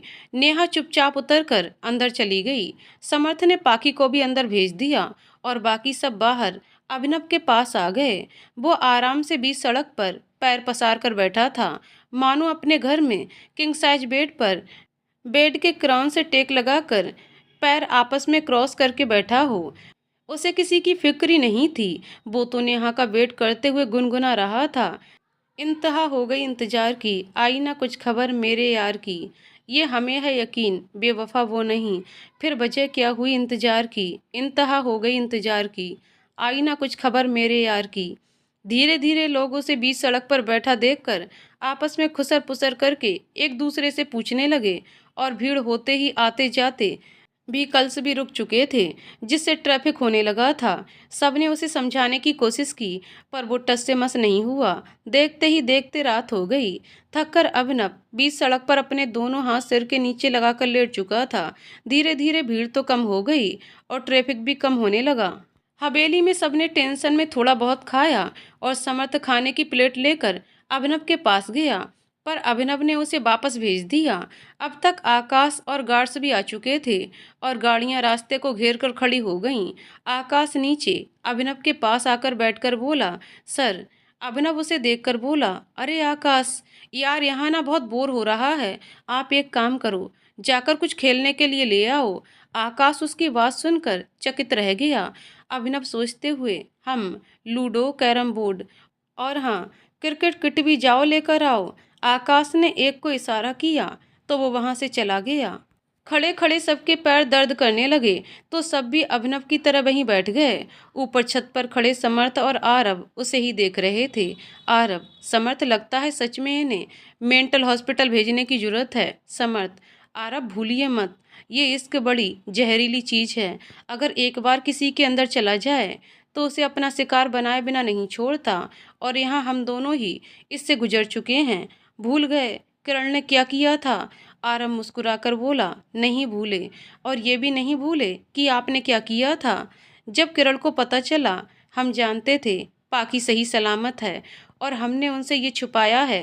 कितना नाराज हो गई थी वो, बड़ी मुश्किल से मनाया है। समर्थ अभिनव की तरफ देखकर बोला, हमारा तो हो गया, अब इनकी बारी है। दोनों नीचे आकर सोने चले गए, पर नींद कहाँ आने वाली थी। टेंशन जो था सर पर।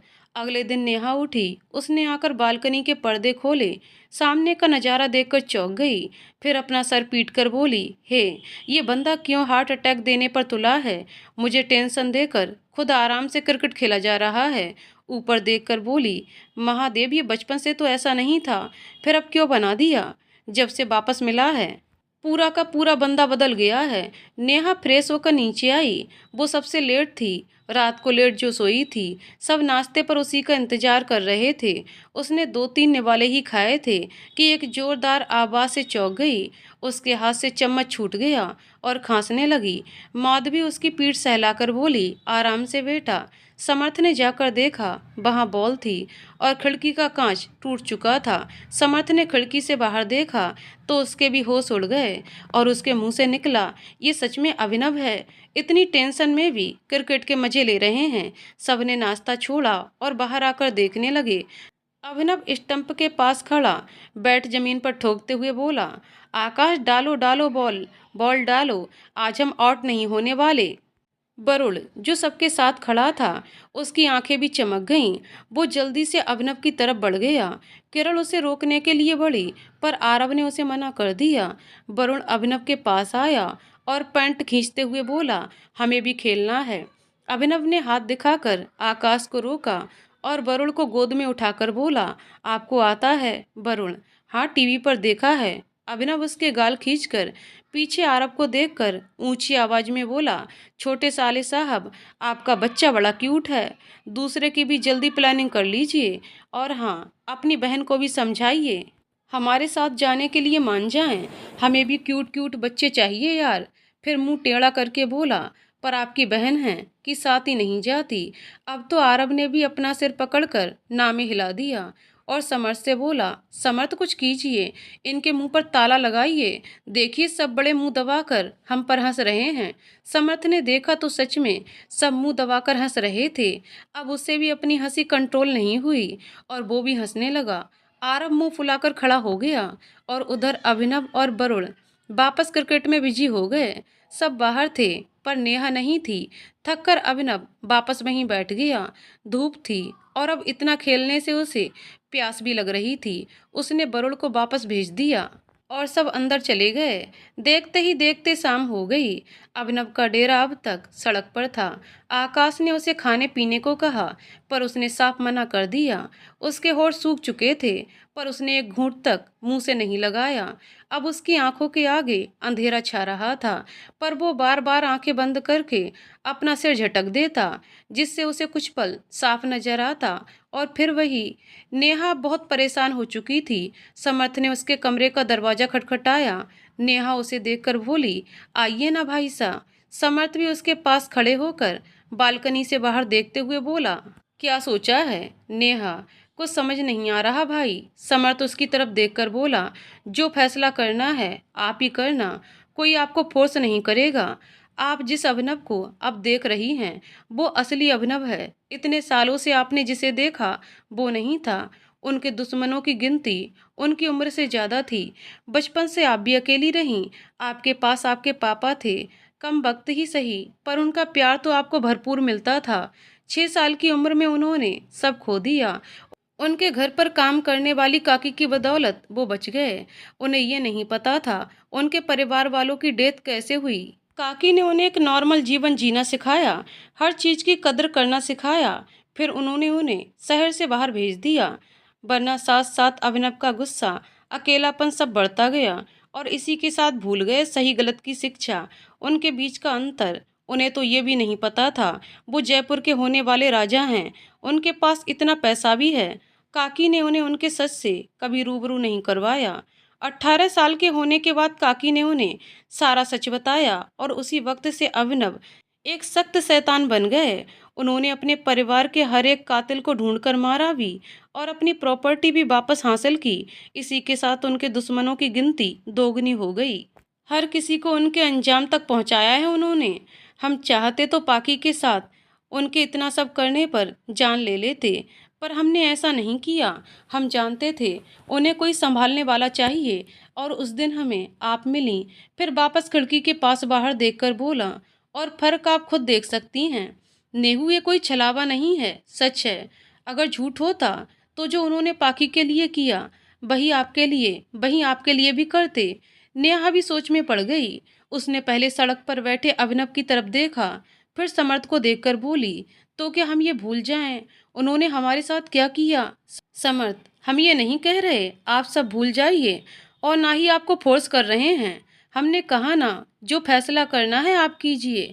अगर रिश्ते को एक और मौका देने से रिश्ते को बचा सकते हैं तो क्यों उसे टूटने दिया जाए? पता है, रिश्ता ना एक ऐसा शब्द है जो हमें तकलीफ, दर्द, प्यार, खुशी हर वक्त हमारा साथ देता है। और वो रिश्ता खूबसूरत तब होता है जब दोनों तरफ से निभाया जाए। हमें जो लगा वो हमने आपको बता दिया। मानते हैं उन्होंने बहुत कुछ किया, पर इस रिश्ते को बचाना है या नहीं, फैसला आपके हाथ में है। अगर आप उन्हें माफ़ कर दें तो उनके लिए जाते जाते जूस जरूर ले जाना। कल से कुछ खाया पिया नहीं है उन्होंने। समर्थ वहाँ से चला गया। नेहा काफ़ी देर तक सोचती रही। आखिरकार इतनी देर सोचने के बाद उसने अपना फैसला कर लिया। बाहर अभिनव बार बार होठों पर जीभ चला रहा था और अब उसके होठ और गला दोनों सूख चुके थे, पर वो भी जिद पर था। उसने पानी को हाथ लगाना तो दूर, देखा तक नहीं। इतने में उसके सामने किसी ने जूस का गिलास कर दिया। अभिनव बुझे मन से उस गिलास को एक नज़र देखकर वापस जमीन को देखते हुए बोला, आकाश कहाँ ना, नहीं चाहिए, ले जाओ इसे। जब किसी ने गिलास नहीं हटाया तो अभिनव ने गुस्से से उसकी तरफ देखा, पर उसका गुस्सा मुस्कुराहट में बदल गया। सामने नेहा थी। अभिनव जल्दी से खड़ा होकर, आप? उसे इतनी खुशी हो रही थी कि उसके चेहरे पर साफ नजर आ रही थी। नेहा, जूस पी लीजिए। अभिनव, पहले कहिए आप हमारे साथ चलेंगी? नेहा, पहले जूस पीजिए। अभिनव चेहरा घुमाकर खड़े होते हुए बोला, नहीं, पहले कहिए आप हमारे साथ चलेंगी? नेहा, हम।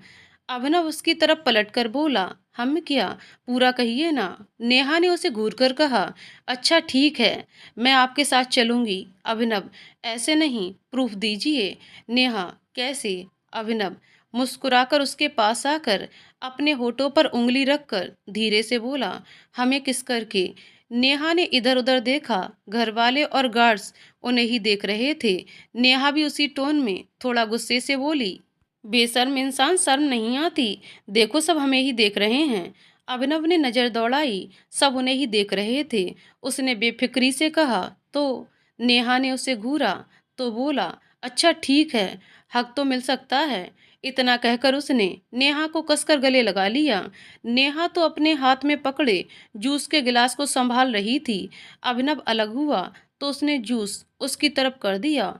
अभिनव ने पूरा जूस नेहा को देखते हुए ही फिनिश किया। अब उसे अच्छा लग रहा था। उसने आकाश से कहा, आकाश, म्यूजिक। गार्ड्स जिन कार से आए थे वो वहीं वहीं पूरे रास्ते को घेर कर खड़ी थीं। आकाश ने फुल वॉल्यूम के साथ म्यूजिक सिस्टम ऑन कर दिया। अभिनव ने एक नज़र नेहा को देखा और खुशी से डांस करने लगा। वो बस अपनी खुशी डांस के जरिए दिखा रहा था। अब तो नेहा भी गुस्सा ना कर पाई और हंसने लगी। सब घर वाले और गार्ड्स भी उसका पागलपन देखकर हंस रहे थे। कुछ देर बाद अभिनव रुका और नेहा का हाथ पकड़कर बोला, अपने घर चलें? नेहा, नहीं, मैं उस घर में नहीं जाऊंगी जहां मुझे घटिया नाम मिला था, जहां मेरे साथ इतना सब कुछ हुआ। अभिनव, ठीक है, हम आपके लिए जयपुर में दूसरा घर बनवा लेंगे, तब तक के लिए उदयपुर वाला घर चलेगा? नेहा ने मुस्कुराकर हाँ में सर हिला दिया। अभिनव आगे बढ़ा तो नेहा बोली, मेरे बैग्स कौन उठाएगा? अभिनव ने गार्ड्स को इशारा किया तो नेहा उसे रोककर अभिनव से बोली, आप मेरे बैग्स उठाएंगे? अभिनव अजीब सा मुंह बनाकर बोला, बैफी, एक राजा होकर हम बैग्स उठाएंगे तो कैसा लगेगा? नेहा, आप बैग्स उठाते हैं या मैं वापस जाऊं? अभिनव पाउट करके बोला, ठीक है, उठाते हैं। समर्थ ने उसे बैग्स दे दिए। अभिनव धीरे से बोला, बड़े साले साहब, आपका बैंड तो हम बाद में बजाएंगे। समर्थ, पहले अपना बजने से तो बचाइए। अभिनव ने उसे घूरा और बैग्स लेकर चला गया। समर्थ उसके घूरने पर और उसकी बात पर मुस्कुरा दिया। नेहा सबसे मिली और अभिनव के साथ चली गई। समर्थ भी सबके साथ महल चला गया। कुछ देर बाद नेहा और अभिनव घर पहुंच गए। उसने सारा सामान रूम में रखा और नेहा को बिठाकर खुद नीचे चला गया। नेहा ने रूम की खिड़की से बाहर नीचे किचन की तरफ देखा, जहां से उसे किचन नजर आ रहा था। अभिनव बड़ी मेहनत से किचन में बिजी था। नेहा मुस्कुरा दी। रात का वक्त हो चुका था। अभिनव खाने की प्लेट रूम में ही ले आया। उसने नेहा की तरफ निवाला बढ़ाया तो नेहा ने उसका हाथ उसकी तरफ कर दिया। अभिनव ने मुस्कुराकर खा लिया। दोनों ने खाना खाया और अभिनव प्लेट लेकर नीचे चला गया। वापस आया तो नेहा खिड़की के पास खड़ी थी। अभिनव ने उसे पलटकर अपने सीने से लगाकर कहा, आई एम सॉरी, हम गलत थे, मानते हैं, पर आप इस तरह चुप मत रहिए। नेहा ने अपना चेहरा उसके सीने से निकाल कर देखा। आज फर्स्ट टाइम अभिनव की आंखें नम थीं। नेहा ने उसके गाल पर हाथ रखकर नामे से हिला दिया। अभिनव ने मुस्कुराकर वापस उसे कसकर अपने सीने से लगा लिया, मानो वो अभी उससे दूर भाग जाएगी। वहीं समर्थ पाखी भी महल पहुंच चुके थे। इतने दिनों बाद अपने घर वापस आकर पाखी को काफ़ी अच्छा महसूस हो रहा था। सबका खाना भी हो चुका था और अब सोने भी जा चुके थे। तो समर्थ के सीने पर सर रखकर चिपक कर सो रही थी और समर्थ उसके निखरते चेहरे को निहार रहा था। पाखी जब से वापस आई थी, 1 महीने में सबने उसे खिला पिला कर थोड़ा सा मोटा कर दिया था, जिससे वो अब खूबसूरत के साथ साथ और ज़्यादा क्यूट लग रही थी। समर्थ ने उसे हक करके आंखें बंद कर लीं। देखते देखते 8 महीने गुजर गए। इस वक्त समर्थ हॉस्पिटल के ऑपरेशन थिएटर के बाहर चक्कर काट रहा था, क्योंकि पाखी की प्रेगनेंसी में कुछ कॉम्प्लिकेशन थे, तो नॉर्मल डिलीवरी इम्पॉसिबल थी। ऑपरेशन के अलावा और कोई रास्ता नहीं था। किरण और नेहा वहाँ नहीं थीं, क्योंकि दोनों की डिलीवरी की डेट डॉक्टर ने एक ही दी थी। ज़्यादा महीने नहीं हुए थे, फिर भी आरव और अभिनव ने उन्हें आने नहीं दिया। उनके साथ कोई होना चाहिए, इसलिए अभिनव और माधवी भी वहाँ नहीं थे। कुछ देर बाद डॉक्टर बाहर आए। उनके चेहरे पर बड़ी सी मुस्कान थी। डॉक्टर समर्थ से अब तक काफ़ी घुल मिल चुके थे, इसलिए मजाकिया लहजे में उसके गले में हाथ डालकर बोले, महाराजा साहब क्या बात है, एक साथ दो दो गुड न्यूज, नॉट बैड। समर्थ, क्या गुड न्यूज है, जल्दी बताइए, वरना हम आपकी जान ले लेंगे। एक तो यहाँ टेंशन में ब्लड प्रेशर बढ़ता जा रहा है और आपको मजाक सूझ रहा है। कहीं ऐसा ना हो थोड़ी देर में आपको हमारे हार्ट का भी ऑपरेशन करना पड़े। डॉक्टर पहले तो उसकी बात पर हंसे, फिर कहा, मुबारक हो, ट्विंस हैं, लड़का और लड़की। समर्थ ने झट से उसे गले से लगाकर कहा, हम उनसे मिल सकते हैं डॉक्टर? अभी नहीं, थोड़ी देर बाद। अब तो समर्थ के लिए इंतजार करना मुश्किल था। वो बार बार घड़ी देखता, पर वो कुछ पल उसके लिए खत्म होने का नाम ही नहीं ले रहे थे। कुछ देर बाद समर्थ अंदर आया। दोनों बच्चों को नर्स ने लाकर पास ही झूले में लिटा दिया था। समर्थ ने पहले पाखी को देखा। पाखी ने मुस्कुराकर हाँ में पलकें झपका दी। समर्थ बच्चों के पास गया और एक एक करके गाल पर प्यार से उंगली चलाकर हल्के से किस किया। फिर पाखी के पास बोला, थैंक यू, ये बहुत क्यूट हैं। पाखी की मुस्कुराहट बढ़ गई। समर्थ ने उसके माथे पर किस किया। कुछ दिनों बाद पाखी और बच्चों की छुट्टी मिल गई। नामकरण के दिन पंडित जी ने बच्चों के नाम रखने को कहा। दोनों ने मिलकर पहले ही नाम सोच लिए थे और आज रख दिए। लड़की का प्रथा, लड़के का पार्थ। अब सब ठीक था। उनकी जिंदगी खुशहाल थी। सबको उनका पार्टनर मिल चुका था। जिंदगी का हर लम्हा खूबसूरत हो चुका था। इतने प्रॉब्लम्स के बाद आज सब ठीक था। कुछ महीने बाद किरण और नेहा की डिलीवरी डेट भी आ गई। डॉक्टर ने जब उन्हें बाहर आकर खबर सुनाई, बस फिर क्या था, अभिनव शुरू हो गया। छोटे साले साहब, हमने आपको दूसरे बच्चे की प्लानिंग के लिए कहा जरूर था, पर आप तो सीरियस हो गए, इतनी जल्दी खुशखबरी भी सुना दी। आरव उसे घूर कर बोला, भूलिए मत, आपने भी बड़ी जल्दी खुशखबरी सुनाई है। उन दोनों की नोकझोंक देखकर सब हंस रहे थे। यहाँ तक कि नर्स और डॉक्टर भी हंसने लगे। आखिरकार आज वरुण ने भी अपना सर पीट लिया। सब जानते थे इनका तो हमेशा का है, जब भी मिलते शुरू हो जाते। अब इनका जल्दी खत्म ही नहीं होने वाला। उसके बाद सब वहां से निकलने में ही अपनी भलाई समझते थे। माधवी वरुण के साथ अंदर चली गई। वरुण को क्यूट सी प्यारी सी सिस्टर मिली थी, जो वो चाहता था। उसने तो नाम भी सोच लिया था, बाड़ी। आरव किरण को भी नाम पसंद था। नेहा को लड़का हुआ था, देखने में अभिनव जैसा। नेहा तो बस ये प्रार्थना कर रही थी कि कहीं उसका बेटा अभिनव जैसा ना निकले, ना तो सन की शैतान और ना ही पागलपन करने वाला। नाम के लिए दोनों के बीच पहले ही बहस हो चुकी थी और आखिरकार जीत नेहा की हुई। नेहा ने उसका नाम अयान रखा था। 3 साल बाद बच्चे सोने का नाम ही नहीं ले रहे थे। उन्हें तो बस मस्ती चाहिए थी।